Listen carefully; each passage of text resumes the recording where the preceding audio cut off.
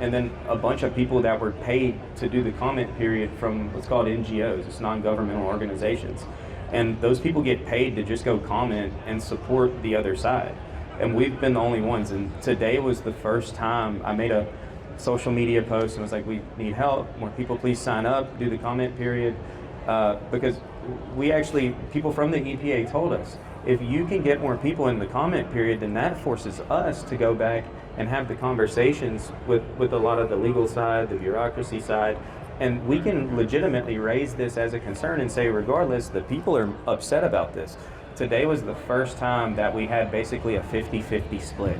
It was always like 1% versus 99, and today we actually had 50. So, which is huge for this to happen. So it shows that there's a lot of momentum. There's a lot of people wanting to help make a change, but like I swear, every single person listening to me, your one voice can make a difference. It really can make a difference. And we need all the help we can get as an industry to try to move this forward. And the main thing is we just want to have good vehicles again. Prior to 2007, we had good vehicles, right? We could argue about some of the systems that were on there at the time, but the vehicles were pretty good, dependable, go 300, half a million miles, no problem, no issues.